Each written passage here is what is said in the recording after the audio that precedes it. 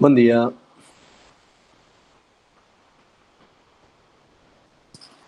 Hola, ¿Quieren, profe. quieren activar los micrófonos un ratito antes, mientras llega el resto de la gente? Hola, profe. ¿Cómo va?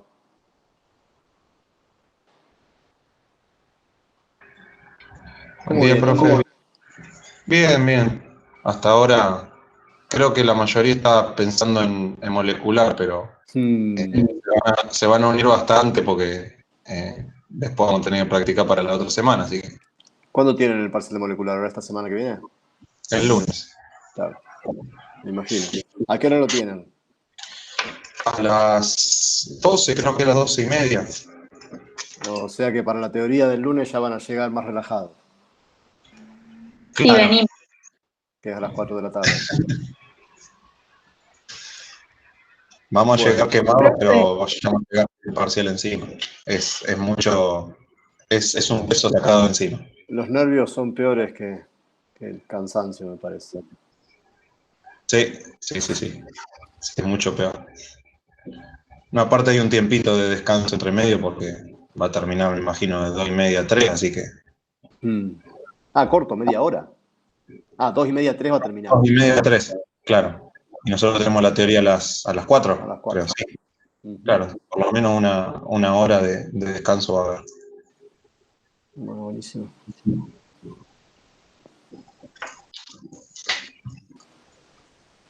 profe, ¿nuestro parcial va a ser en el horario de teoría? Es el 2 de noviembre, ¿qué cae el 2? Lunes. Y posiblemente. Porque los lunes no tienen ninguna actividad ustedes, salvo la teoría. La verdad, nosotros nos vamos a reunir este lunes que viene ahora a discutir el parcial, los problemas y todo eso. Así que ahí van a tener toda la información. Pero medio tarde el horario de teoría. Pero es el horario que ustedes tienen asignado los lunes, así que capaz que es ahí. Lo vamos a definir Bueno, este lunes, vamos a definir todo y se va a subir a la cartelera. Salvo que se corra el martes y sea en el horario de la práctica, pero supongo que si dijimos 2 de noviembre va a ser 2 de noviembre. Bueno, supongo que no se va a unir mucho más gente. Ya está estable el número hace un par de minutos. Así que podemos comenzar. ¿Qué les quedó de la clase pasada? ¿Dudas? ¿Entendieron un poco el objetivo del tema? Voy a empezar a compartir pantalla. Yo lo venía siguiendo, va, porque en realidad en molecular también vamos, o sea, es el mismo tema, pero dado por otra materia, está muy bueno porque es la teoría muchas veces que molecular no se da o se pasa por alto, eh, y se ve la parte más práctica y nosotros damos la teoría que muchas veces son las preguntas que nos surgen cuando hacemos los problemas de molecular. Va, por lo menos en mi caso fue así, Bueno, eh, me en, algu- alegro. en algunos temas. Así que está bueno porque justamente por eso. Es Se una, complementan un poco. claro, claro, sí, es como que me terminó de cerrar varias cosas. Bueno, acá habíamos llegado a la clase pasada a dudas o preguntas después de haber visto Peron-Lac y regulación por catabolito. Lo único que no les comenté en la clase pasada, pero siempre estuvo ahí, es este tercer gen del Operon-Lac, el que codifica para LAC-A, que desde que se conoce el Operon-Lac se sabe de LAC-A, pero aún no se identifica bien la utilidad, por qué está ahí. LAC-A codifica para una acetilasa, una enzima que transfiere el grupo acilo, o sea, el acetilo, pero no queda muy claro en qué condiciones es importante para que esté dentro del Operon-Lac. Así que nunca se le ha... Hay un par de papers, pero no hay mucha información sobre la K. O sea que originalmente no se la identificó en el Operon LAC porque no da mutaciones con fenotipo en el Operon LAC. Profe, a mí me quedó una duda. Sí, Igual, sinceramente no me puse a repasarlo. Porque sacate la estuve duda con, por lo menos. con molecular. En la diapositiva 7 que habías hablado de aumentar las chances de que aparezca una mutación, no me quedó claro eso. ¿Qué tipo de mutación? ¿Qué mutación estamos buscando? Creo que era la IS. LAC IS. Acá justo, entonces. Entonces, el fenotipo de una mutante LAC-IS, o sea, el fenotipo que yo puedo encontrar es que no utilice el operón LAC. ¿Ok? Entonces, que no funcione el operón LAC se puede dar porque la cepa sea LAC-Z menos o porque la cepa sea LAC-Y menos. De las dos formas, no se cumpliría el objetivo del operón LAC. Entonces, no es tan fácil encontrar una mutante LAC-IS porque las mutantes en LAC-Z o en LAC-Y, como son genes grandes y cualquier mutación que las inactive ya va a dar ese fenotipo que busco, que sea incapaz de metabolizar la lactosa, dificultan encontrar una mutante en LAC-IS. Que las mutantes en LAC-IS habíamos hablado que como tienen que dejar al LAC-I funcional, son unas pocas mutaciones en el sitio de interacción con el ligando, con el inductor, son las que van a dar ese fenotipo LAC-IS. Entonces, tengo que lograr encontrar esas pocas mutaciones comparado con toda la posibilidad de mutantes en LAC-Z o en LAC-Y. Entonces, una de las estrategias para minimizar la chance de aislar mutantes en LAC-Z o en LAC-Y es duplicar el operón LAC. Si yo tengo dos copias de LAC-Z y dos copias de LAC-Y, para que el fenotipo que yo encuentre se deba a una mutación en LAC-Z, tienen que estar mutadas las dos copias de LAC-Z, la que tenía original en el cromosoma y la que agregué, por ejemplo, en una F'. En cambio, una única mutación en LAC-IS va a reprimir a las dos copias del operón LAC que yo tengo. Entonces, con una sola mutación en un gen, logro el efecto que necesita dos mutaciones independientes en dos genes distintos, en LAC-Z del cromosoma y LAC-Z del F'. Como las chances de dos mutaciones independientes es el producto de cada mutación por separado, supónganse que yo tengo una chance de obtener una mutación LAC-Z 10 a la menos 5 y la chance de obtener una mutación LAC-IS es 10 a la menos 7, 100 veces menor. O sea, si yo no hago algún truco, solamente una de cada 100 o una de cada 1000 va a ser una LAC-IS. Pero si yo tengo dos copias de LAC-Z, 10 a la menos 5 por 10 a la menos 5 es 10 a la menos 10, entonces ahora tengo 100 veces más chances de encontrar una mutación en LAC-IS, que dijimos, tiramos un número así cualquiera, 10 a la menos 8, y eso es 100 veces mayor que 10 a la menos 10, que es dos mutaciones independientes en LAC-Z. Entonces, de esta forma, yo aumento mucho las chances de que la mutación aparezca en LAC-IS y no en LAC-Z o en LAC-Y. ¿Esa era la duda? Sí, profe, ahí me quedó más claro. Gracias. No, de nada. ¿Alguna otra duda le quedó del concepto de operón? Habíamos dicho que un operón eran un conjunto de genes que se transcriben bajo el mismo promotor, generalmente en el mismo mensajero, porque están transcritos bajo el mismo promotor, y están regulados de la misma forma porque la regulación transcripcional los afecta por igual. Eso era un operón. Vimos que los operones se podían regular transcripcionalmente, que había proteínas que podían alterar su expresión, en algunos casos apagando la expresión del operón, en cuyo caso lo llamábamos represores transcripcionales. El ejemplo que vimos fue, por ejemplo, el de LAC-I. Y también vimos que ese represor tiene una molécula que le cambia la conformación de forma que pueda unirse o no al ADN y así ejercer la regulación. Entonces, en función de la concentración de esa molécula, de ese ligando, cambia la expresión del operón. En el caso de los represores, y cuando la molécula lo que hace es sacarlo del operador, se lo llama inductor. La semana que viene, cuando veamos operón triptofano, vamos a ver que hay un represor, pero la molécula que lo regula en realidad ayuda a que se una al ADN. Entonces, en vez de ser un inductor, es un co-represor. Lo vamos a ver la clase que viene. Entonces, los represores tienen ligandos. Esos ligandos pueden hacer que se libere del ADN.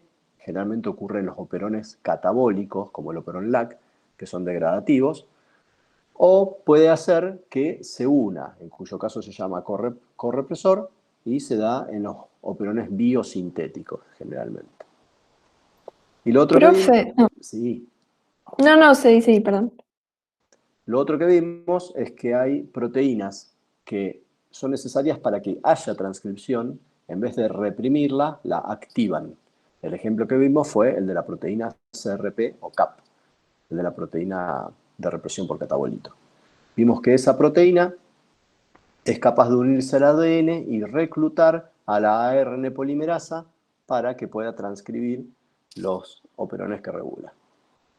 Vimos que para que la proteína CAP se pueda unir al ADN y reclutar a la ARN polimerasa, necesita de otra molécula, de un ligando, de un factor que es un coinductor, o sea, es un coactivador, y vimos que era el AMP cíclico.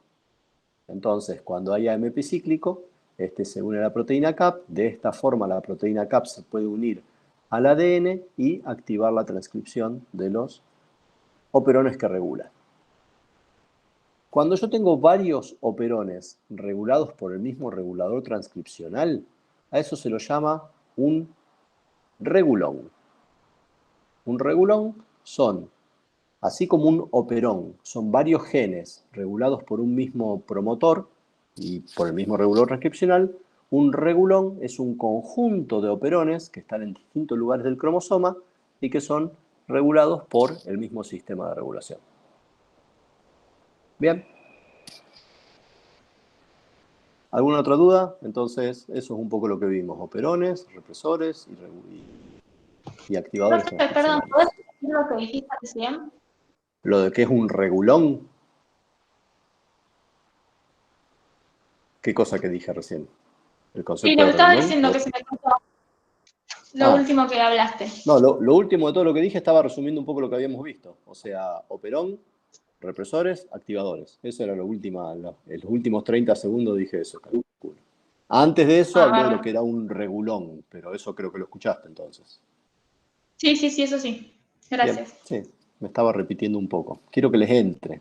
Los otros conceptos que vimos importantes la clase pasada fueron el de mutaciones dominantes y recesivas y mutaciones que actúan en cis y en trans. Esos son también dos conceptos importantes que no tienen que dejar pasar. Bueno, comenzamos entonces con la clase de hoy, donde vamos a afianzar lo que vimos en la clase pasada. Vamos a ver nuevamente dos reguladores transcripcionales, uno que es un represor y otro que es un activador. El represor que vamos a ver hoy es el que está vinculado, o los represores, al operón GAL. El operón GAL lo vimos la clase pasada. ¿Se acuerdan cuando hablamos de las mutantes GALE- que nos eran útiles para seleccionar algunas mutantes del operón LAC? Por ejemplo, la mutante LAC-Z la buscábamos usando una cepa que fuera GALE-. Bueno, ahora vamos a ver al operón GAL, que tiene 3 genes estructurales para la degradación, para el catabolismo de la galactosa y poder utilizarla como fuente de carbono y energía. El operón GAL lo que hace es tomar galactosa, la fosforila con GALK, que es una quinasa. Luego hay una isomerasa que transforma la galactosa 1-fosfato pero no es una transferasa que va a transformar la galactosa 1-fosfato en UDP-galactosa. Ahora sí, la UDP-galactosa es sustrato de una isomerasa que la va a transformar en glucosa, y la glucosa ya entra al metabolismo de la glucosa como fuente de carbono y energía. Así que básicamente este operón con 3 genes se dedica a transformar la galactosa en glucosa para que pueda metabolizarse. Entonces, cuando este gen se vio que este operón está regulado transcripcionalmente. Y lo que tiene de llamativo este operón, a diferencia del operón LAC, es que tiene todo duplicado. En el operón LAC habíamos visto un solo regulador transcripcional y acá hay 2 reguladores transcripcionales, GAL-R y GAL-S. GAL-R es el principal y GAL-S regula los genes del transporte. Fíjense que estos 3 genes tienen que ver con con la modificación de la molécula directamente, pero los transportadores de galactosa no están en el mismo operón, están en otro lugar del cromosoma. Y ese otro operón que tienen los transportadores está regulado principalmente por GAL-S. Pero GAL-S también tiene una regulación menor en este operón. O sea, no se une con la misma afinidad que GAL-R, pero también puede reprimir. ¿Cómo se da cuenta uno que hay un segundo mecanismo de regulación funcional? Si yo tengo una mutante GAL-R-, lo que encuentro es que queda cierto nivel de represión en ausencia de galactosa que solamente se pierde si muto a GAL-S. Entonces, así es como se ve que hay un segundo mecanismo de regulación, porque no obtengo la misma expresión mutando el gen, el represor, que agregando galactosa, por ejemplo. Supónganse que yo tengo 100% de expresión en presencia de galactosa. Y tengo una mutante GAL-R- y me da, o sea, una wild type en presencia de galactosa tiene 100% de expresión. ¿Por qué? La galactosa se une a GAL-R, le cambia la conformación y hay transcripción plena del operón. Si yo tengo una mutante GAL-R- en presencia de galactosa, en ausencia de galactosa, la mutante GAL-R-, donde yo ya pienso, bueno, no tengo el represor, el operón se va a expresar constitutivamente, lo que encuentro es que la mutante GAL-R- en ausencia de galactosa no expresa al 100% el operón. Una doble mutante GAL-R- GAL-S en ausencia de galactosa sí expresa al 100% el operón. Y claramente, cualquiera de las dos mutantes, en presencia de galactosa, expresa 100% el operón. Entonces, a diferencia del operón LAC, que solo tiene el represor GAL-I, el operón GAL tiene dos represores, GAL-R y GAL-S.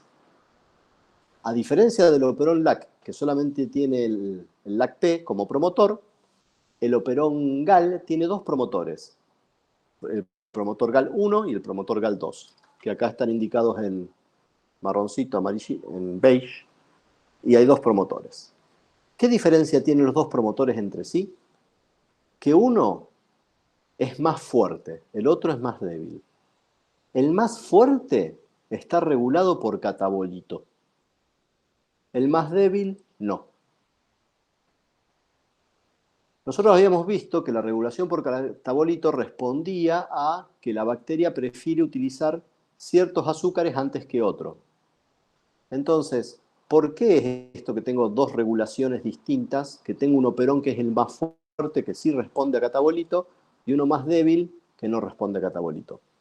Y la respuesta está en que algunos de estos genes son necesarios para otras funciones. Aparte de degradar la galactosa, tienen que ver con el metabolismo de galactosa, tanto en la formación de la cápsula como el lipopolisacárido.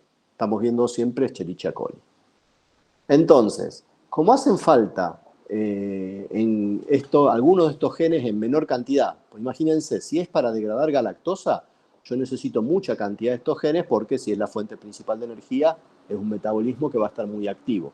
Por eso, en presencia de galactosa, se desregula el operón y hay mucha expresión. Pero si es para una función biosintética, donde no necesito tanta magnitud de genes, la bacteria se asegura de que haya un poco de expresión de este operón con un promotor más débil que no responde a catabolito. ¿Bien? Por eso hay dos promotores. También se encontraron dos operadores. Uno que se llama operador externo, que está por fuera del operón, y otro operador interno, que está dentro del gen GAL-E, en el 5' del gen GAL-E. Y ahora en un ratito vamos a ver un poco más de esta regulación. Entonces, otra diferencia que tiene el operón GAL con el operón LAC es que tanto GAL-R como GAL-S no están adyacentes al operón GAL. ¿Se acuerdan que LAC-I estaba pegado, mapea junto al operón LAC?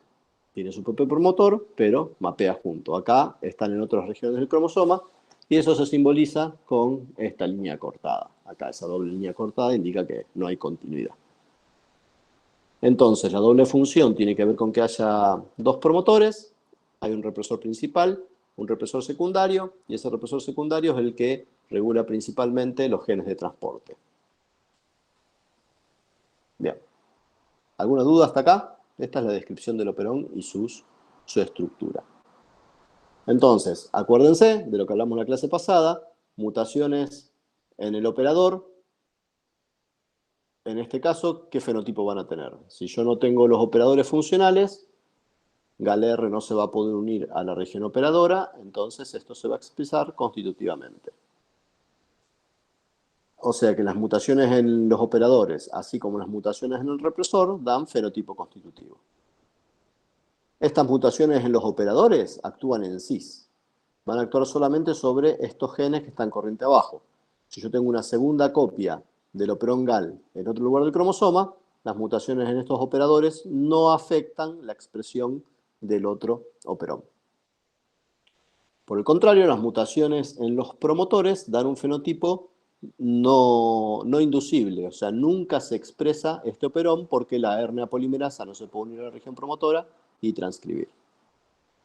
Estas mutaciones nuevamente actúan en cis, solamente afectan a los genes corriente abajo. Si yo tengo un operón GAL con sus propios promotores, estos no afectan la expresión del otro operón GAL a partir de sus propios promotores. Y el fenotipo de estas mutaciones va a ser recesivo. Opa, ok. Vamos para atrás. Estas mutaciones en el promotor van a ser recesivos porque si yo pongo una copia en trans, esa copia se va a transcribir y va a complementar, entonces no voy a ver el fenotipo de las mutaciones en GAL-P, sino que voy a ver el fenotipo de haber expresado un operón funcional. Entonces estas mutaciones son recesivas. En cambio, las mutaciones en los operadores son dominantes, porque independientemente de que la copia que pongo en trans se regule, se exprese o no se exprese, esta se expresa siempre. Entonces siempre veo un fenotipo constitutivo. Ustedes me paran, yo estoy yendo un poco rápido porque esto ya lo vimos en la clase Profe, ¿me pasada. puedes volver a explicar ¿Qué de todo lo que dije? lo que te iba a preguntar? No entendí muy bien por qué los promotores, la mutación sería recesiva. Bien, vos para saber si una mutación es dominante o recesiva, lo que haces es complementar. Por ejemplo, tenés el operón GAL en el cromosoma, complementás con un operón GAL en otro lugar de la bacteria, ya sea que se inserte en el cromosoma o que esté en un plásmido, en un F', por ejemplo. Si vos tenés un segundo operón, ese operón tiene sus propios promotores, esos promotores que son wild type, son silvestres, van a transcribir a GAL-E, GAL-T y GAL-K. Entonces, a partir de los operones que tenés en el F', vas a tener expresado el operón GAL. Entonces, vos tenés dos copias. Tenés promotores mutantes que no expresan el operón GAL y una segunda copia de promotores wild type que sí expresan el operón GAL. Como los promotores wild type funcionan bien, se expresa el operón GAL. Entonces la bacteria pasa de ser GAL menos, como era cuando tenía mutado el promotor de GAL en el cromosoma, a ser GAL más, o sea, se vuelve inducible, y el fenotipo de inducible es el del promotor wild type. Entonces, vos estás comparando qué fenotipo tenés cuando tenés mutado el promotor y también tenés presente una copia funcional, y lo que ves que gana es la copia funcional, se recupera el fenotipo wild type. Entonces, cuando la mutación no logra imponer su fenotipo, se dice que es recesiva. ¿Me quedó? Sí, ahora sí, gracias.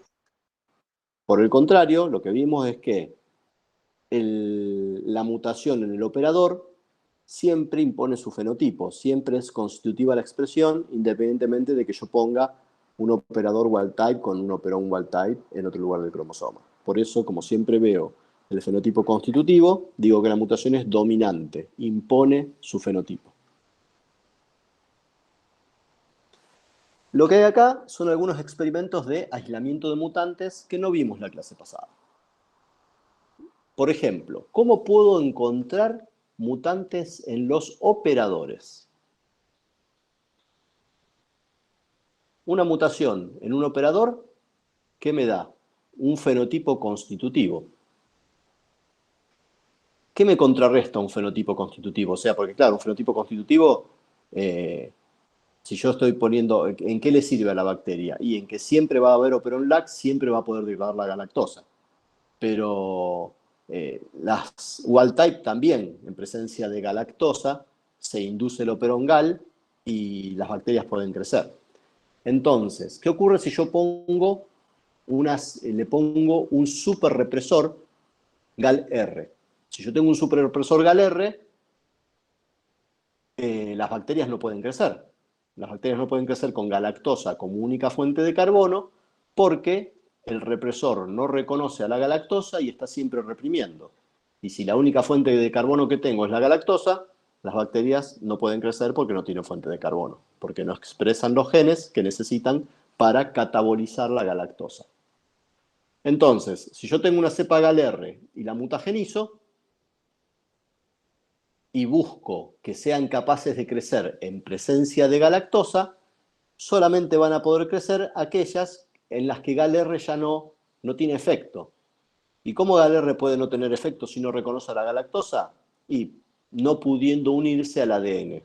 ¿Cuándo GAL-R no se puede unir al ADN? Cuando el operador se mutó.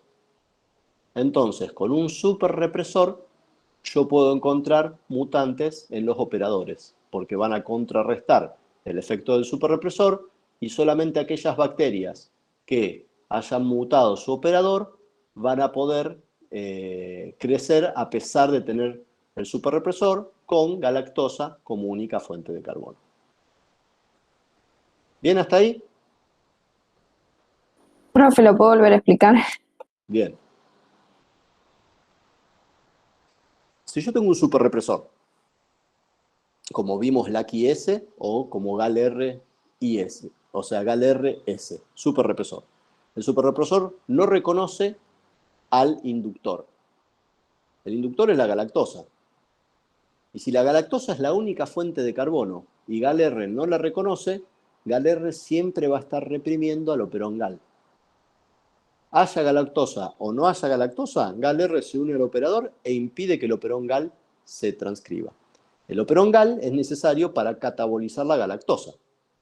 Y si la única fuente de carbono que yo le doy a la bacteria es la galactosa, y como la bacteria tiene un superrepresor, no puede metabolizar la galactosa, la bacteria no crece.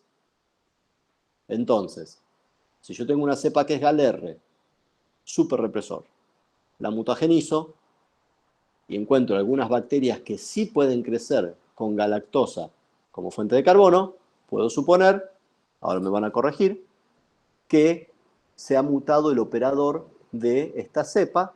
Entonces, el operador ya no reconoce al represor, el operón GAL se expresa en forma constitutiva y puede aprovechar la galactosa que está en la placa como fuente de carbono y energía. ¿No? ¿Sí? Muy en el aire. Contéstenme. Yo creo que entendí, profe, pero No, ahora contéstenme los que no entendieron, así lo explico acá. Silencio. Yo no le veo las caras, yo solamente veo mi presentación, así que tienen toda la ventaja del mundo, pueden hablar sin inhibiciones. No reconozco las voces, así que no relaciono la cara con el nombre. Así que pueden decir tranquilamente, no entendí, que yo no los veo. Profe, si mutagenizás GAL-R, Bien, no se une más al operador. tal cual. Bien, esa era la corrección que estaba esperando que me dijeran si habían entendido. Entonces, como el operador Entonces no me sirve libre, como método, claro. O sea, no es que no sirve. Aparte de encontrar mutantes en O interno, en el operador interno o en el operador externo, las mutantes en GAL-R tampoco van a reprimir, porque ahora ya GAL-R no funciona. Entonces, esto que impedía, el GAL-RS que impedía la transcripción del operón GAL, si se mutageniza, o sea, si la mutación en vez de caer acá o acá, cayó acá, también voy a tener expresión constitutiva, entonces también van a crecer. Está bien el comentario. Por eso la siguiente transparencia lo que dice es que la cepa, bueno, esto se me fue, expresa dos copias de GAL-RS. ¿Por qué? Si yo tengo dos copias del superrepresor, las chances de que se mutagenice el superrepresor caen muchísimo, porque si se mutó una copia de gal-R, la otra sigue reprimiendo. Entonces, de esa forma yo equiparo lo difícil que es mutar unas pocas bases en el ADN, y es mucho más fácil mutar a gal-R para que pierda su función, poniendo dos copias de gal-R.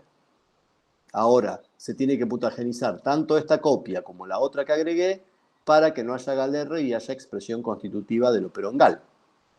En cambio, con una sola mutación en OE o en OI, ya tengo expresión. Bien, entonces, con un superrepresor encuentro mutaciones en un operador porque es la forma en que puede haber expresión constitutiva del operón. Como también puede arruinarse el superrepresor, pongo una segunda copia para evitar que eso sea algo frecuente que me tape, o sea, que tenga un montón de mutaciones gal-R en lugar de tener mutaciones en el operador. ¿Estamos? ¿O estamos pensando en molecular? ¿O las dos cosas? Un poco Sí, las sí, dos, sí, sí. Bueno, cualquier cosa el lunes después del parcial de molecular, me preguntan esto si lo masticaron un poco y siguen no entendiéndolo. Lo que está abajo es otro experimento que me puede ayudar a confirmar que realmente tengo una región operadora en un fragmento de ADN. ¿Cómo puedo hacer eso? Si pongo el fragmento de ADN que pienso que tiene una región operadora en un plásmido de alto número de copia, lo que estoy haciendo es poner un montón de operadores dentro del citoplasma. Como yo tengo una cantidad de represor que es buena para reprimir una o dos o 5 copias de un operón, pero la cantidad que tengo no es infinita, si yo tengo cientos de copias de una secuencia operadora, lo que voy a hacer es titular al represor. El represor se va a unir a todas estas copias que tengo de una región operadora. Entonces, clono en un plásmido de alto número de copia aquella secuencia que pienso que tiene un operador. El represor ahora, en vez de unirse solamente al operador en el cromosoma, se va a unir también a todos estos operadores que puse en un plásmido de alto número de copias. Entonces, las chances que tengo ahora de que el operador del operón gal esté libre porque se consumió todo el represor con todos estos otros operadores aumentan muchísimo. Y si acá el represor no está reprimiendo, el operón gal se va a expresar constitutivamente. Entonces, si yo, cuando clono una secuencia de ADN en alto número de copia, noto que la expresión del operón se vuelve constitutiva, puedo suponer fuertemente que esa secuencia clonada tiene afinidad por el represor y lo está titulando. Profe, te pregunto, es media obvia la pregunta, pero si vos vas a medir actividad de galactosa, supongo, lo que pongas en el plásmido no tiene que tener los genes del operón, o sea, solamente las regiones promotoras. Está muy bien, no es obvia, está bien, ese es el concepto. Pongo solamente la región operadora y algo que la flanquee, de forma de que eso no tenga ninguna actividad, que solamente me pueda titular al represor. Porque si yo estuviera poniendo en alto número de copias todos los genes del operón gal, y sí, tengo altas chances de que, justamente, como no tengo represor, a partir de todas las copias que puse, o sea, sería un experimento poco claro. Solamente tengo que poner, o sea, tengo que evitar poner genes estructurales.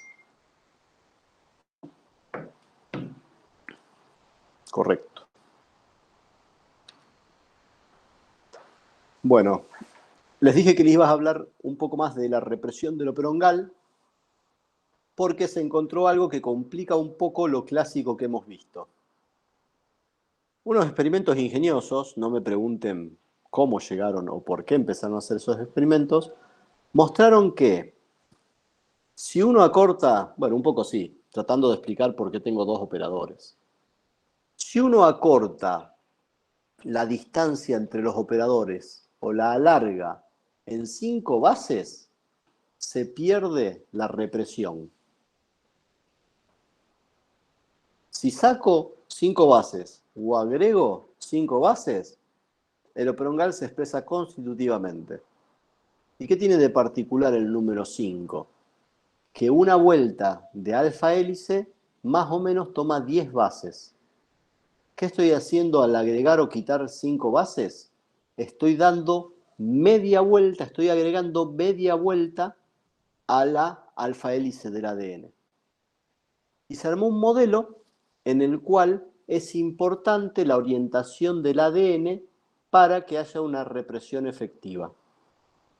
En ese modelo, si otra vez como en el operón LAC, ¿se acuerdan que se formaban homotetrámeros? Bueno, acá con GAL-R pasa lo mismo. GAL-R se une como dímero a OE y como dímero a OI. Pero a su vez es necesario para una represión efectiva que interaccionen entre sí, que se cierre este loop y el promotor quede encerrado en esta curvatura y la ARN polimerasa ya no puede acceder. Fíjense que los operadores no están encima, no están superpuestos directamente al promotor, impidiendo que la ARN polimerasa se una, sino que están corridos. Uno está dentro del primer gen y el otro está corriente arriba. Lo que ocurre es que cuando esta estructura llamada represosoma se forma, impide el acceso a la RNA polimerasa aquí. Si yo agrego media vuelta, ahora este represor queda mirando para afuera. No puede interaccionar con este represor, entonces esto queda abierto y la RNA polimerasa entra y transcribe.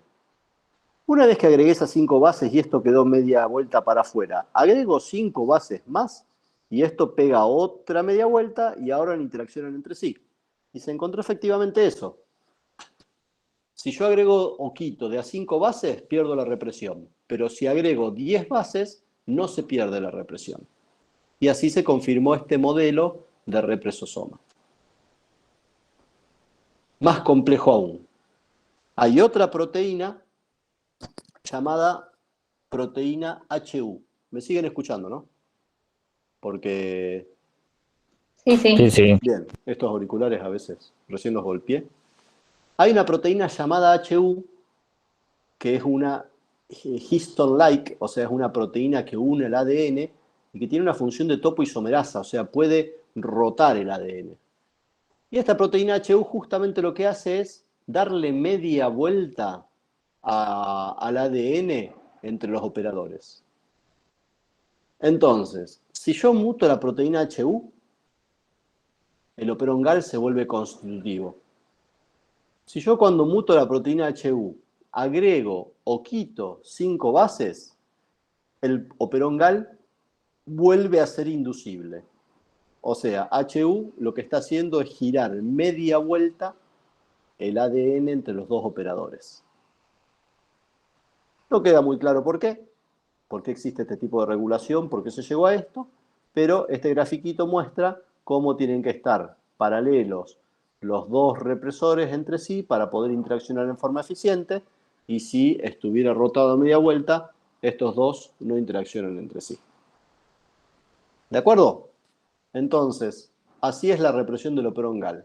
Hay relevante que interaccionan entre sí dos dímeros de GAL-R para formar una estructura estable que genera una curvatura en el ADN a donde no puede ingresar más la ARN polimerasa, y que hay una proteína que también participa de este mecanismo, dando media vuelta al ADN, a la alfa hélice del ADN, que en distancias largas es flexible, pero en distancias cortas no lo es. Por eso es relevante la orientación en pocas pares de bases.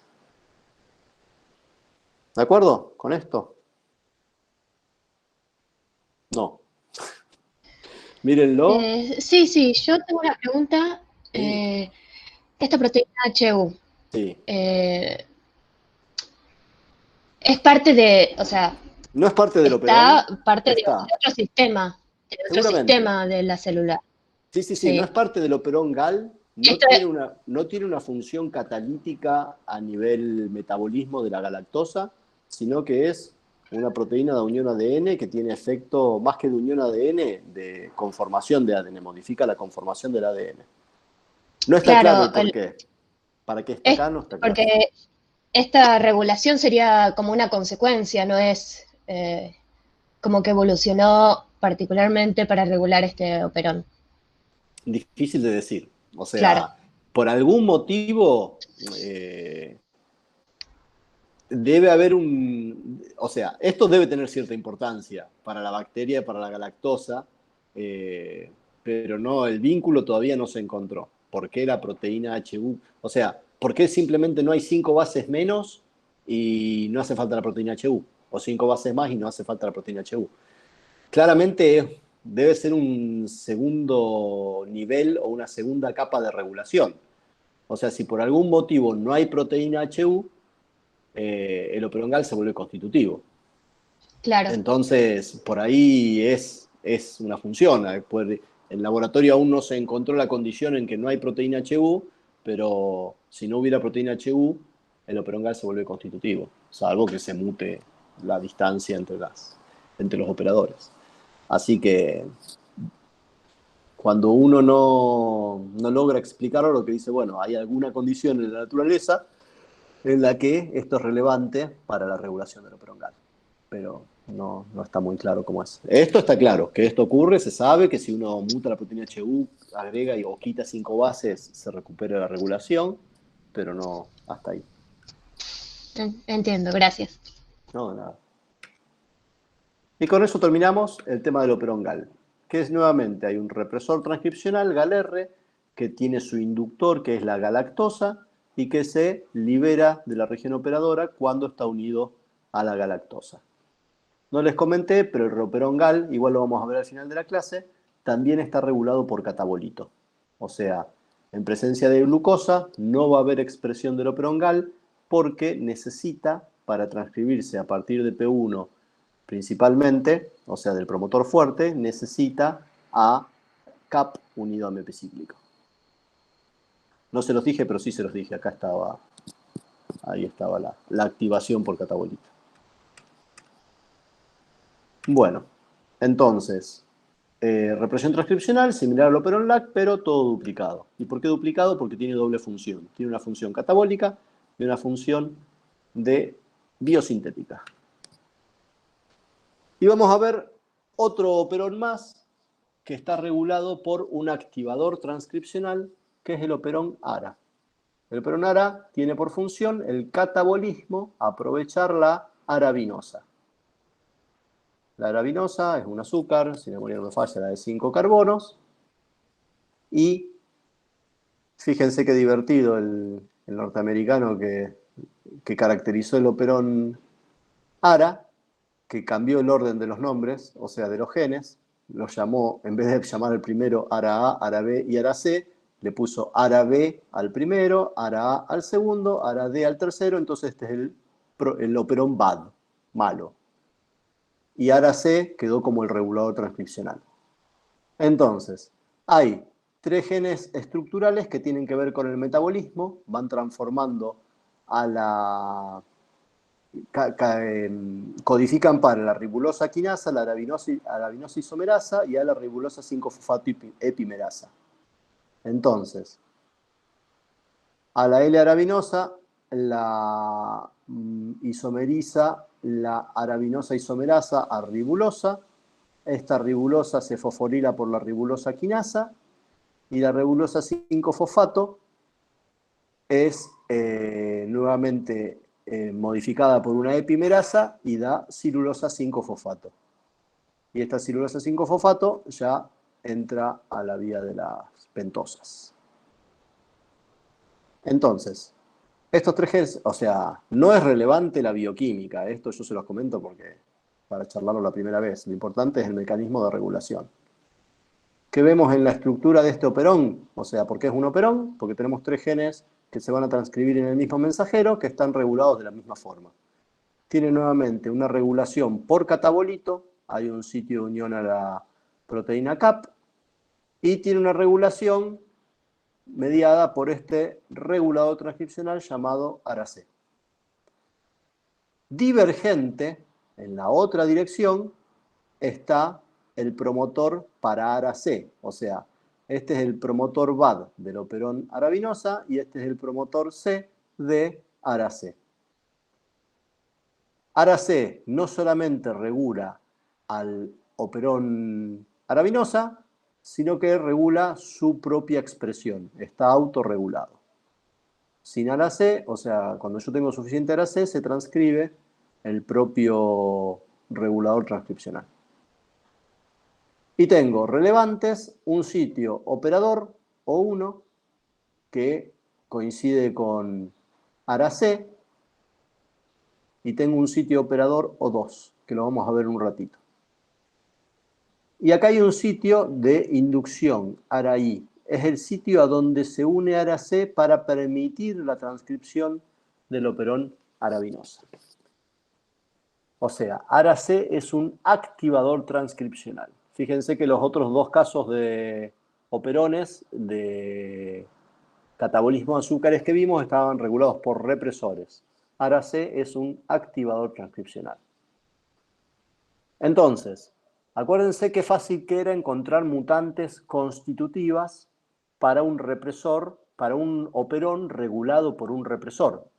Cualquier mutación que caiga en el represor que le haga perder su función, ya me va a dar una mutante constitutiva.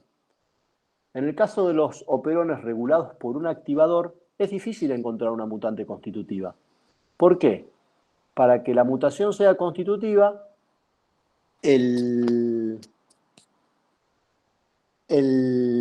no, está bien, lo puedo contar acá directamente. El activador tiene que cambiar su conformación y estar transcribiendo siempre. O sea que no es una mutación de pérdida de función como cuando tengo un represor, sino que en realidad tiene que ganar la habilidad de permitir la transcripción del operón en todo momento. Entonces son pocas las mutaciones, porque cualquier mutación como una delesión, una inserción, un cambio en el marco de lectura, todas esas mutaciones van a hacer perder la función de ARA-C y no va a haber transcripción. O sea, es mucho más fácil encontrar mutantes que no transcriban el operón arabinosa que mutantes que lo transcriban constitutivamente. ARA-C responde a los niveles de arabinosa en la bacteria. Si hay poca arabinosa, ARA-C no se une al promotor VAD y no permite la transcripción del operón ARA. En cambio, si hay abundancia de arabinosa, así como la proteína, así como el AMP cíclico era el coactivador de la proteína CAP, la arabinosa es el coactivador de ARA-C. Entonces, cuando ARA-C se une a la arabinosa, es capaz de unirse a la región promotora del operón arabinosa y permitir su transcripción. Y aparte, no tiene que haber glucosa, porque si hay glucosa, la proteína CAP no tiene AMP cíclico, no se puede unir y con ARA-C solo no alcanza para que haya transcripción del operón VAD. Después, al final de la clase, vamos a ver por qué. Entonces, siendo tan poco frecuentes las mutaciones constitutivas del operón arabinosa, porque acá no hay una región operadora a la cual se une un represor. Acá hay una secuencia a la cual se une un activador y que esa secuencia, si se pierde, tampoco se une el activador y no hay transcripción. O sea que no hay una mutación en el ADN que me permita una expresión constitutiva y las mutaciones en el activador que me dan activador constitutivo son poco frecuentes. ¿Cómo puedo hacer para encontrarlas? Hay dos estrategias que se desarrollaron, una es más sencilla, la otra es más complicada, pero las dos son difíciles de entender a primera vista, así que vamos a hacerlo con calma. Todo el tiempo estuvimos hablando del operón arabinosa. Acuérdense que los azúcares tienen dos conformaciones distintas. Hay enantiómeros, están los azúcares L, la L arabinosa, y los azúcares D, la D arabinosa. Las enzimas son bastante específicas por la isomería enantiomérica del azúcar. Tanto ARA A como ARA D reconocen solamente a la forma L. Pero ARA B, la quinasa, reconoce tanto la forma D como la forma L. Entonces, una forma que hay de encontrar mutantes constitutivas en el operón arabinosa es darle de comer a la bacteria ARA D como fuente de carbono, como única fuente de carbono. Entonces, si ARA D es la única fuente de carbono y yo muto la arabinosa quinasa o sea, la D-ribulosa quinasa, el gen ARA B, que está en otro lugar del cromosoma y que se encarga del metabolismo de la D-arabinosa, yo lo muto, ya la bacteria no puede crecer más con D-arabinosa como única fuente de carbono porque no tiene la quinasa para su metabolismo. Pero si de alguna forma ARA B de este operón se estuviera expresando, como dijimos que ARA B también reconoce a la forma D, ARA B va a permitir que la bacteria va a complementar esa falta de D-ARA B, o sea, de D-ribulosa quinasa, y va a permitir que la bacteria degrade la D-ribulosa que le estoy dando, la D-arabinosa que le estoy dando. Vamos despacio y de vuelta. Para encontrar una mutante constitutiva, tengo que encontrar una condición en la que este operón se exprese continuamente. Si yo le doy D-arabinosa a la bacteria, este operón no se expresa, porque la D-arabinosa no se une a ARA-C y permite la expresión del operón. Entonces, si le doy D-arabinosa como fuente de carbono, normalmente este operón va a estar apagado y el otro operón que se encarga de metabolizar la D-arabinosa va a estar prendido. Si en ese otro operón que se encarga de metabolizar la D-arabinosa, yo muto la quinasa, la que se encarga de transformar la ribulosa en ribulosa 5-fosfato, la ruta está interrumpida y la bacteria ya no puede metabolizar la D-arabinosa para degradarla y obtener energía. Pero si por algún motivo esto se expresara, esto puede ahora sustituir a la D-ribulosa quinasa y permitir que esta ruta funcione nuevamente. Entonces, si yo tengo una cepa que es D-arabinosa, D-ARA-B menos, la mutagenizo y le doy como única fuente de carbono D-arabinosa, tengo altas chances de encontrar mutantes constitutivas en este operón. ¿Agarraron algo de todo lo que dije? No Algo, mucho, sí. profe. Tengo dos operones. Uno se encarga de la D-arabinosa y el otro se encarga de la L-arabinosa. ¿Está ahí, sí? El operón de la D-arabinosa tiene su propia regulación aparte. Tal cual.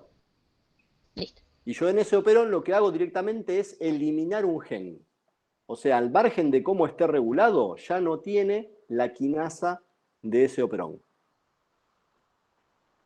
Entonces, la única quinasa de L o D arabinosa que queda disponible es ARA-B, la que está acá. En toda la bacteria, esta es la única quinasa que puede degradar, puede ayudar a degradar tanto D arabinosa como L arabinosa. Pero ¿qué ocurre? La bacteria no tiene L arabinosa, yo no le estoy dando L arabinosa. Como no le doy L arabinosa, ese operón está apagado. Este operón está apagado, entonces este gen no se expresa. ¿Cuándo se expresaría este gen? Y si tengo una mutante en ARA-C que aunque no tenga L arabinosa, transcriba. Entonces, por eso, yo puedo utilizar esto como estrategia. Porque este operón va a estar apagado, salvo que tras mi mutagénesis, esto se haya vuelto constitutivo y transcriba siempre al operón. Aunque no haya L arabinosa. ¿Y qué es lo que hay? Hay D-arabinosa. Entonces, el operón que se encarga de degradar la D-arabinosa, que tiene mutado su quinasa, como esta quinasa ahora se expresa porque esto es constitutivo, puede aprovecharla y metabolizar la D-arabinosa, que es la única fuente de carbono que yo estoy poniendo en la placa. Profe, ¿y la Sí. quinasa del otro operón, de la Sí. D-arabinosa, también reconoce las dos, la L y la D? O sea, si mutás este, ¿pasa lo mismo, pero al No, revés? no es muy relevante, pero hasta donde sé, no. Hasta donde recuerdo, no. Pero igual no, para el operón ARA, D-ARA, que es el que estamos estudiando, que la otra quinasa complemente o no complemente no nos cambia. Y una pregunta. Bueno, ARA-C claramente reconoce solamente arabinosa L. ¿No es posible que la mutación, en vez de que sea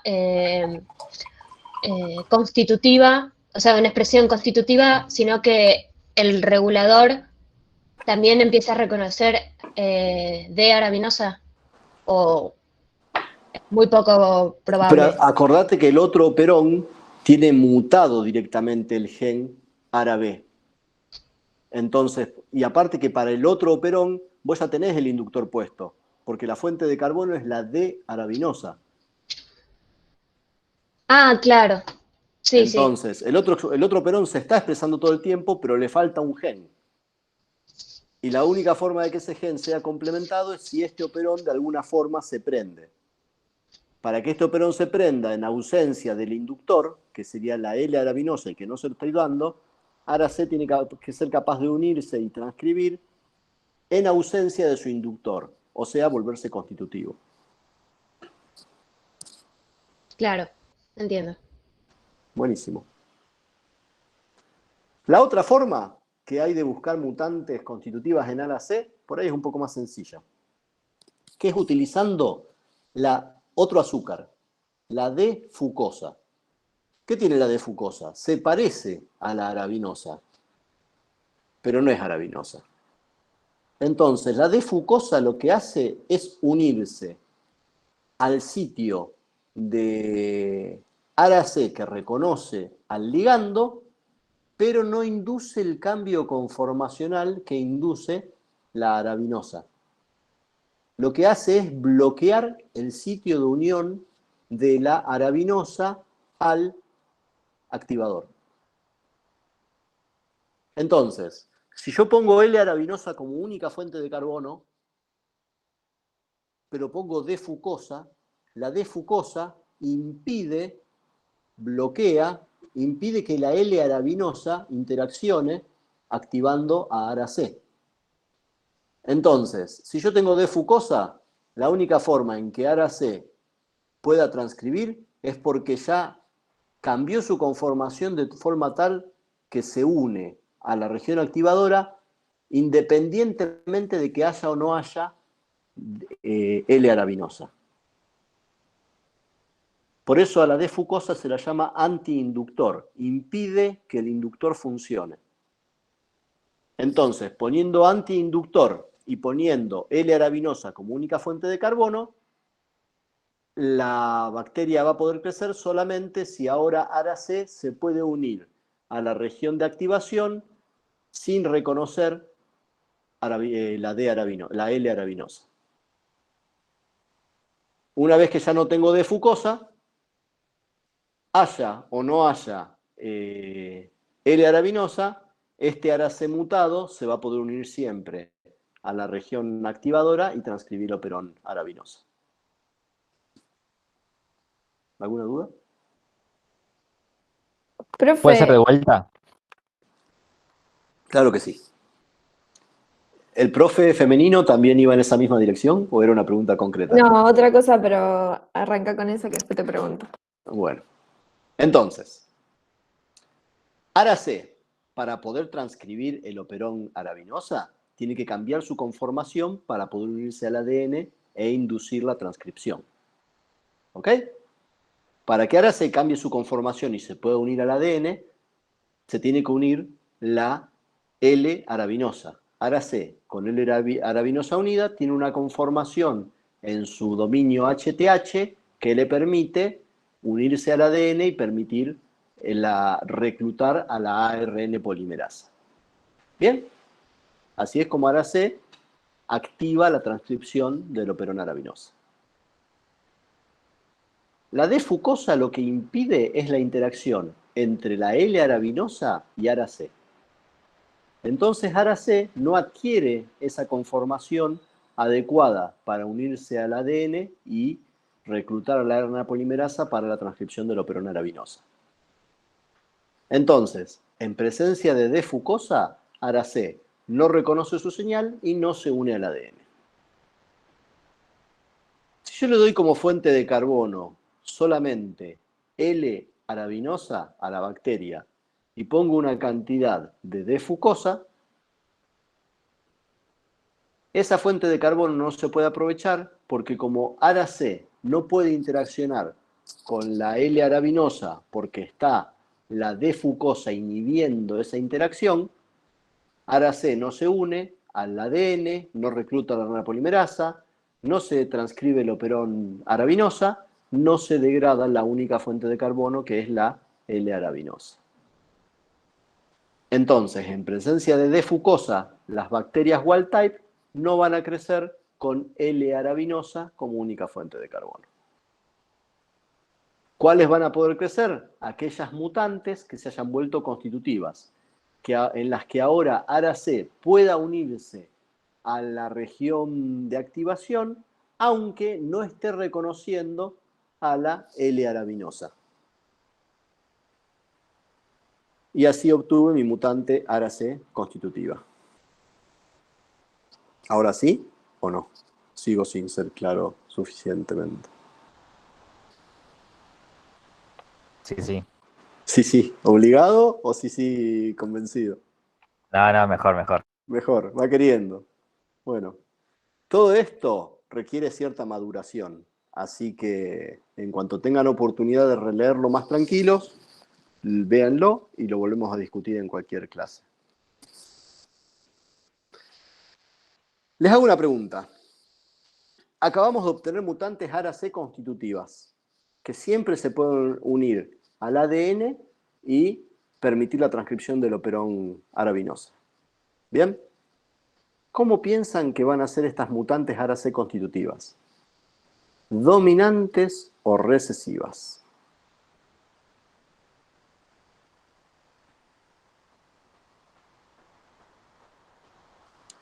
Primero, vamos a partir la pregunta en dos para hacerla más fácil. ¿Cómo puedo saber si una mutante Ara C es dominante o recesiva? ¿Qué experimento tengo que hacer?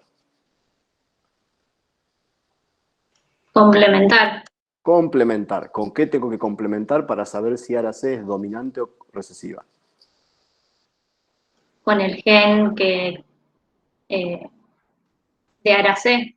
Muy bien. O sea que voy a tener un alelo Ara C mutado que va a codificar para Ara CC, Ara C constitutivo, y voy a tener un alelo wild type que va a codificar para Ara C wild type. ¿Bien?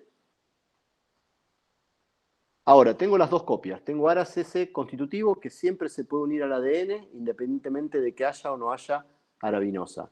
Y tengo Ara C wild type que solamente va a transcribir cuando haya arabinosa. ¿Cómo piensan entonces que es la mutante Ara CC? ¿Dominante o recesiva? ¿Qué fenotipo va a ganar? ¿La expresión constitutiva o la expresión inducible? La constitutiva. Bien, ¿por qué? Profe, Y porque, si ahora sí. No, decilo. Sí, creo que estamos pensando en lo mismo. no, sí lo que yo estaba tirando medio por decir. No, que si ahora sé la constitutiva, ¿no?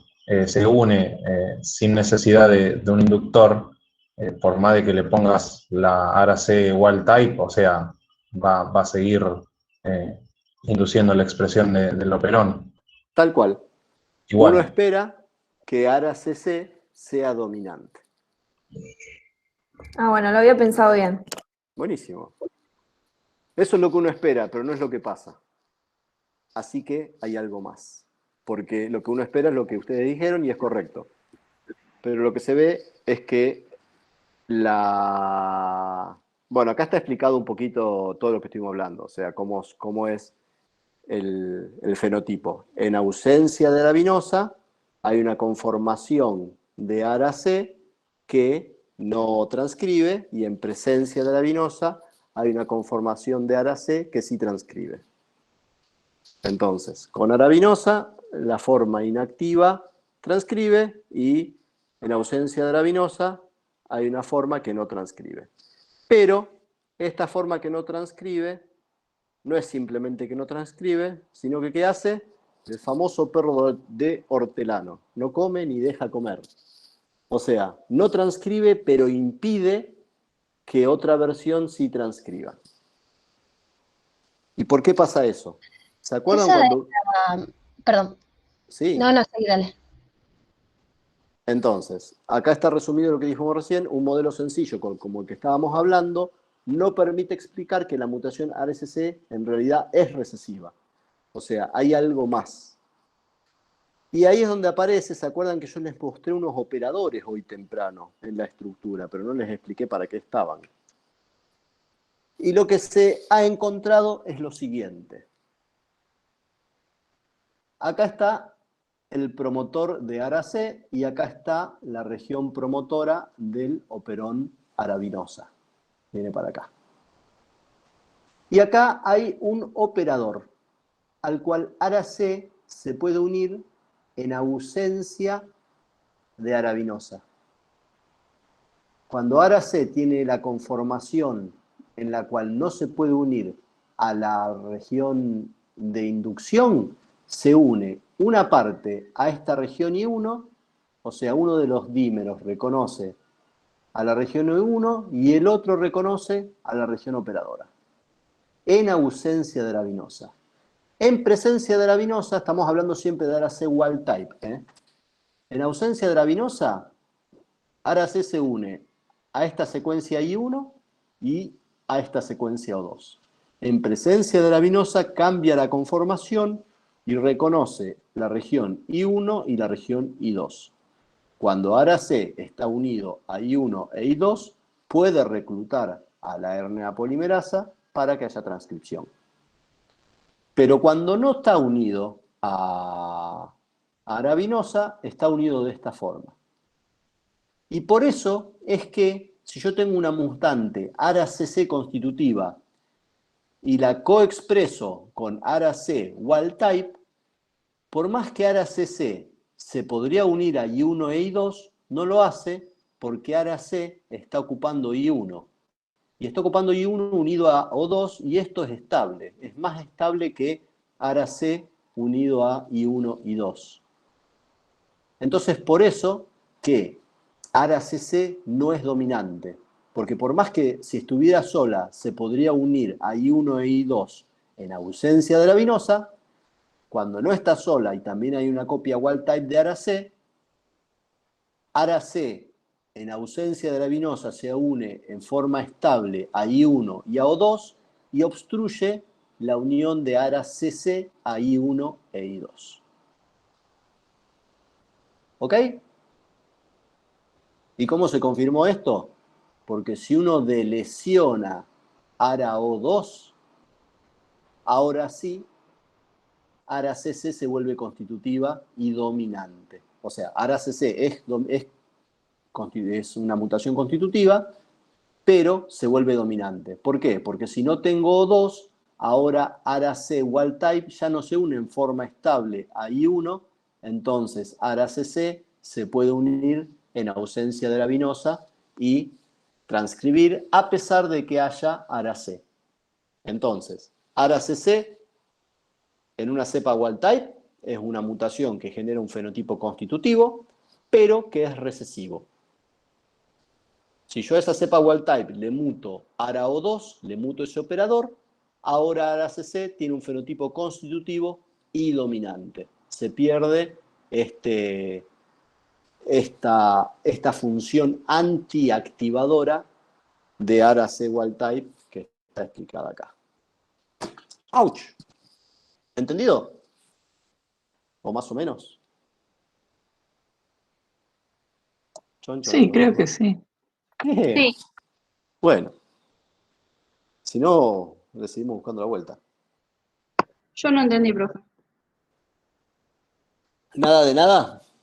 ¿Qué entendiste hasta ahora? ¿Entendés qué es O2? Sí, ¿Qué es O2? una región operadora a la que se une para C. ¿Cuándo se puede unir ARA-C a O2? Cuando no hay arabinosa. Cuando no hay arabinosa. Muy bien, en realidad entendiste más de lo que pensás. Entonces, ARA-C wild type se une a O2 en ausencia de arabinosa. Se une a O2 y también se une a I1. Y para que ARA-CC pueda transcribir en ausencia de arabinosa, se tiene que unir tanto a I1 como a I2. Pero como ARA-C wild type en ausencia de arabinosa está unido a I1 y a O2, ARA-CC no se puede unir. ¿Eso qué quiere decir? Que en presencia del alelo wild type de ARA-C, ARA-CC no impone su fenotipo de expresión constitutiva, porque el alelo wild type se lo impide, porque está estorbando acá. Al estar estorbando acá, ARA-CC no puede transcribir, aunque no haya arabinosa. Entonces, si no puede transcribir, su fenotipo, el de expresión constitutiva, pierde contra el alelo wild type. Entonces, por eso no es dominante, sino que es recesivo. ¿Ok? Sí, gracias. ¿Y cuándo se vuelve dominante? Cuando elimino O2. Porque si elimino O2, ahora el alelo wild type no puede estorbar, porque sin esta unión acá, esta unión ya se vuelve inestable. Esto se abre y esto no es estable.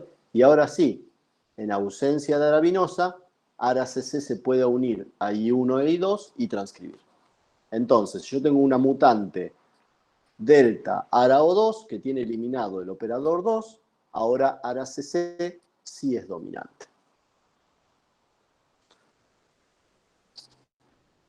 Bueno. Entonces, ¿qué ocurre? En un momento dijimos que el operón ARA está regulado por ARA-C y que ARA-C también se autorregula. Fíjense que en ausencia de arabinosa, esto está reprimido, o sea, no tengo inducción y encima esto está cerrado porque ARA-C se une acá, entonces PC está bastante recluido. No tengo activador. Cuando aparece arabinosa, aumenta, o sea, cuando aparece arabinosa, ARA-C cambia su conformación, se libera esta interacción entre O2 e I1 mediada por ARA-C, esto se abre, esta curvatura se abre, y ahora la RNA polimerasa puede entrar y transcribir ARA-C. Entonces, el hecho de que aparezca arabinosa permite aumentar la concentración de ARA-C porque esta represión que había acá por esta curvatura desaparece, aumenta la cantidad de ARA-C y se transcribe mucho el operón arabinosa porque tengo arabinosa y tengo activador transcripcional. Pero a medida que aumenta la concentración de ARA-C, cuando ya tengo mucho ARA-C, ARA-C se puede unir a este operador O1. Y cuando ARA-C se une al operador O1, reprime su propia transcripción. Entonces, cuando ya se acumuló mucho activador transcripcional, este activador ahora actúa como un represor de su propia expresión y ya no hay más transcripción de ARA-C hasta que se normalizan los niveles. Cuando se disminuyó lo suficiente la concentración de ARA-C, ya ARA-C no reprime a su propia expresión y esto es un ciclo que está finamente regulado. O sea, el operón arabinosa tiene dos secuencias a donde se unen el activador para permitir la transcripción. Y tiene dos secuencias operadoras. Una a la cual se une ARA-C en ausencia de arabinosa y permite e impide la transcripción tanto de ARA-C como del operón arabinosa. En presencia de arabinosa ya a O2 no se une nada por el cambio de conformación que sufre ARA-C. Y cuando se acumula mucho ARA-C se une a este sitio O1 que por lo visto tiene poca afinidad por ARA-C y por eso tiene que haber mucha concentración de ARA-C para que sea capaz de unirse, y esto reprime su propia expresión. Respiren hondo y díganme si entendieron lo que acabo de decir. Creo que sí. Buenísimo. O sea, básicamente tengo Creo. un operador de poca afinidad por ARA-C. Entonces, cuando la concentración de ARA-C creció lo suficiente, aumentó lo suficiente, se une y autorreprime su propia expresión. Entonces, ARA-C regula al operón arabinosa en forma positiva y a su propia expresión en forma negativa. Tanto cuando no hay arabinosa, formando esta curvatura que impide que la RNA polimerasa ingrese, como cuando sí hay arabinosa y se acumuló mucha cantidad de ARA-C, en cuyo caso se une a O1 y reprime su propia transcripción.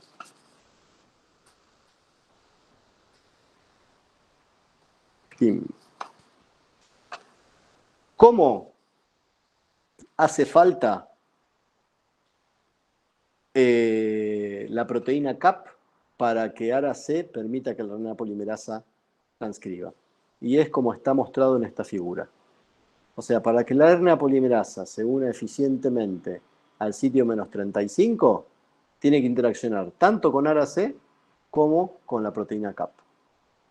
Esas son las distintas subunidades de la RNA polimerasa que están esquematizadas, y el factor sigma 70, que es el housekeeping, el que utiliza Coli en fase vegetativa para reconocer las cajas -10 y -35. Entonces, acá hay algunos ejemplos de activación por proteína CAP. No siempre la proteína CAP es necesaria solamente para reclutar a la RNA polimerasa. En el caso del operón LAC, sí es así. Entonces, ¿qué hace la proteína CAP? Fortalece la unión de la RNA polimerasa al promotor. O sea, permite la formación del complejo cerrado. Acá está la subunidad alfa, beta y beta prima de la RNA polimerasa, y se muestran cómo en los extremos de la RNA polimerasa interaccionan con la proteína CAP, que de esa forma permite la unión a -35 y -10.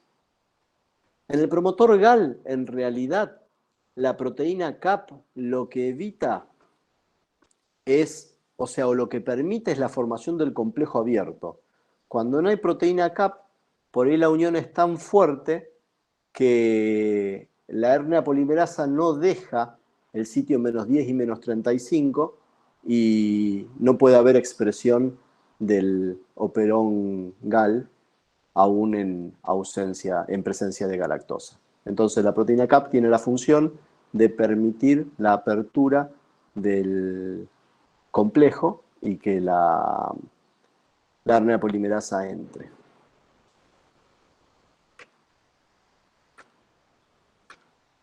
Y esto es todo. Clase densa pero corta. Así que pueden aprovechar para hacer todas las preguntas que quieran, o pueden irse a estudiar molecular. Perdón, cuando vimos la autorregulación de ARA-C, si ARA-C está mutado, que vimos que ARA-C lo podemos mutar para que sea constitutivo, ¿se autorregula igual? No sé si lo dijo, pero... No lo dije. Pensémoslo. O sea, ARA-C lo que va a hacer es unirse siempre a I1 e I2. Pero no dijimos nada sobre ARA-C uniéndose siempre a O1. O sea, la regulación no va a cambiar significativamente, Y aparte que esta regulación que hablamos es en ausencia de arabinosa.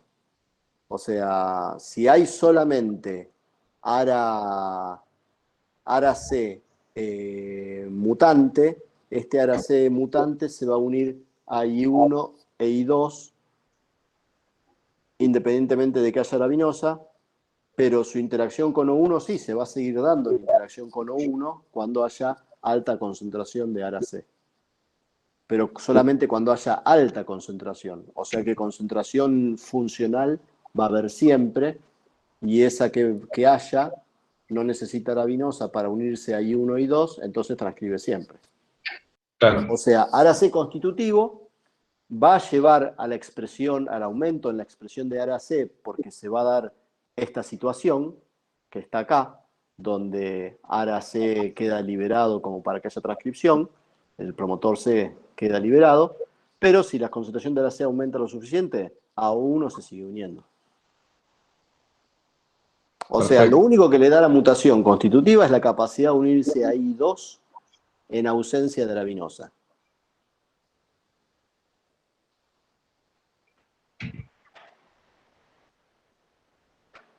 Claro, entonces, o sea, nunca llegaría, le costaría más llegar a la concentración alta que necesita para que se... No, no es que le costaría, porque al estar abierto esto, al abrirse este operón, esta curvatura no se da. Al no darse esta curvatura, PC queda liberado. Entonces la RNA polimerasa se puede unir. Y se transcribe. Y se transcribe, y se transcribe, y se transcribe. Entonces Sí. la concentración de ARA C aumenta realmente. Aumenta hasta que se frena su propia expresión y se normaliza en un nivel. Cuando cae, ARA C deja de unirse y esto se transcribe otra vez hasta que llegamos a ese nivel donde se autorreprime. Entonces, en definitiva, va a haber siempre esa concentración máxima de ARA C que lleva a su propia represión. Ah, perfecto. Ahora sí lo entendí.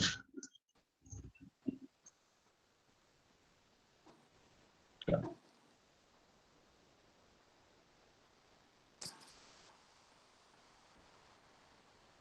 ¿Alguna otra pregunta? Hay tiempo, no los apuro.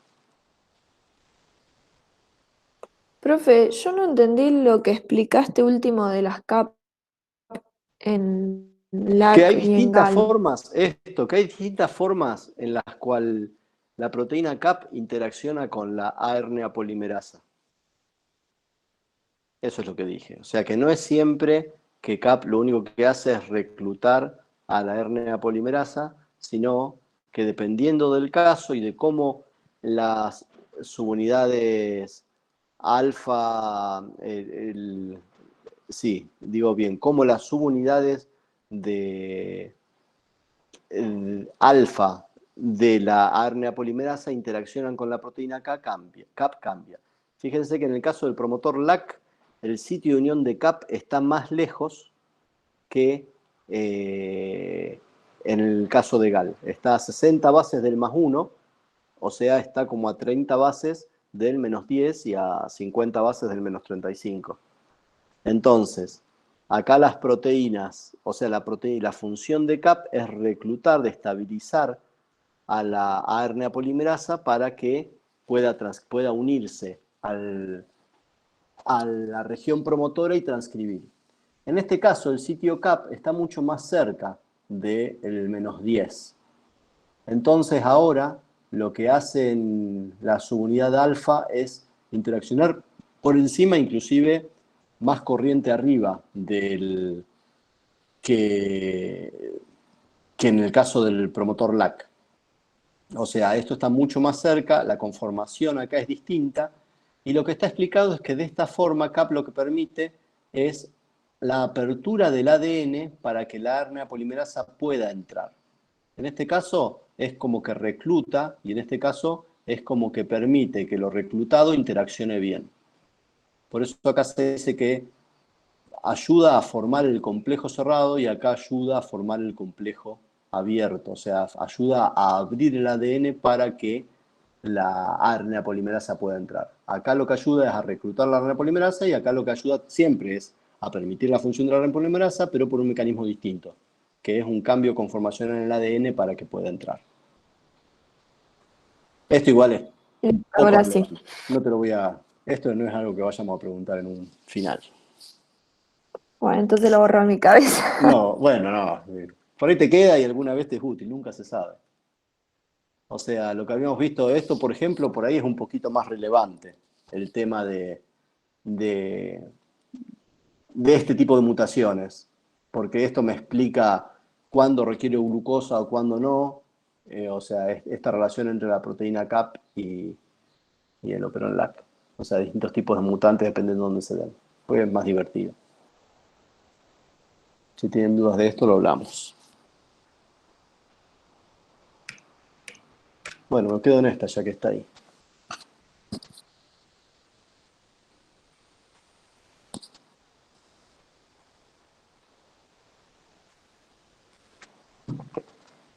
Y si no, les veo un poco las caras. 17, se quedaron todos. Por lo menos no apagaron la conexión.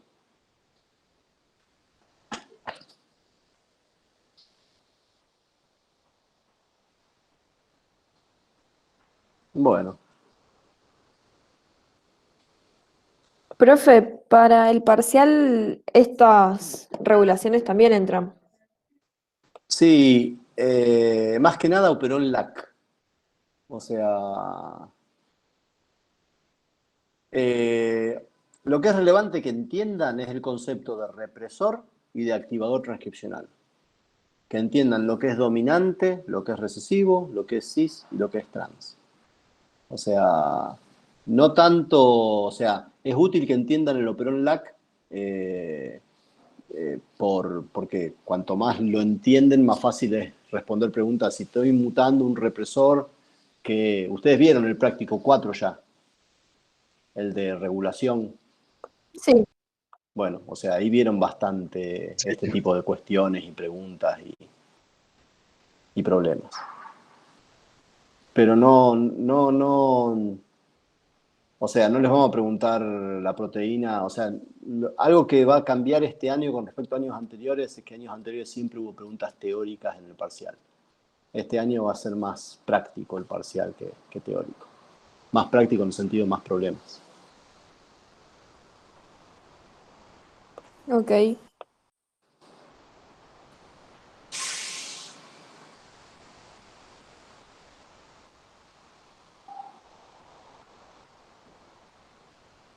Bueno, sí.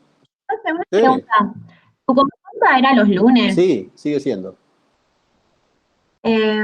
¿No podría también existir capaz la semana que viene una consulta después del parcial de molecular? Entre semana. Y después del parcial molecular nosotros tenemos la teoría. Vos decís, ¿es justo después del parcial de molecular? No, no, justo ese día no. O sea, Hay varias consultas, pero están, o sea, mi consulta está los lunes a las 8, pero hay consulta los jueves, hay consulta, o sea, estoy yo, está Gramajo, está Lautaro, Larisa, Ana, o sea, todos damos consulta. ok. Bueno, sí, está bien.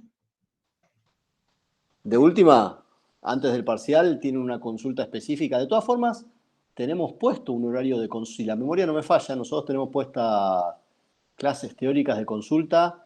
Claro, eso es lo que estábamos definiendo. Porque ustedes tienen clase conmigo el lunes y la clase del viernes casi seguro que no va a ser una clase teórica, sino que va a ser una clase de consulta. Eso le estaba por preguntar, profe, que estaba en el cronograma como clase de consulta de teoría, creo que algo así. Bueno, claro, porque históricamente nosotros siempre damos esa clase de consulta para que aprovechen antes de parcial a sacarse todas las dudas que les quedan. Y la dábamos en horario de teoría y la dábamos los profesores, porque como siempre entraban preguntas teóricas en el parcial, era relevante que pudieran preguntar todo lo que quisieran de la teoría. En esta clase nosotros les contestaremos lo que ustedes nos pregunten de práctica o teoría. O sea, pero vamos a estar Gramajo y yo. O sea, aparte de la consulta que tienen con los JTP y los auxiliares, tienen consulta con nosotros en horario de clase.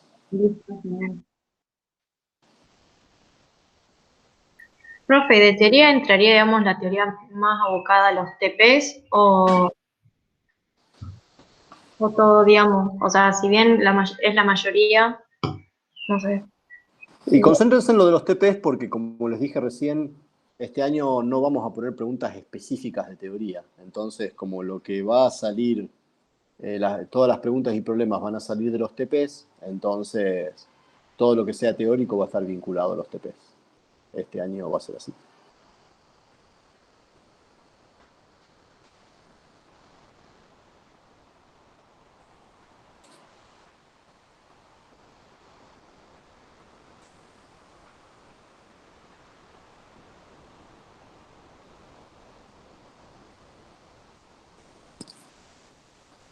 ¿Algo más que quieran saber? ¿Preguntar? ¿Alguna duda que les quede? Profe, entonces no van a subir ninguna especie de temario, digamos. Ya sabemos que son los 4 TPs y sin Son los preguntas 4, teóricas. son los 4 TPs, los seminarios de los TPs. En principio Ah, no va a haber preguntas teóricas específicas y cualquier información extra el lunes la van a tener. Nosotros tenemos la reunión a las 2 de la tarde del lunes, así que para la clase teórica ya van a tener subido lo que quieran saber o me lo preguntan el lunes mismo. bueno.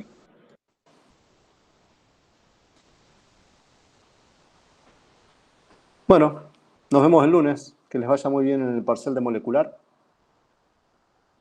Bueno, gracias, profe. Chao, profe. De nada. Gracias. Gracias.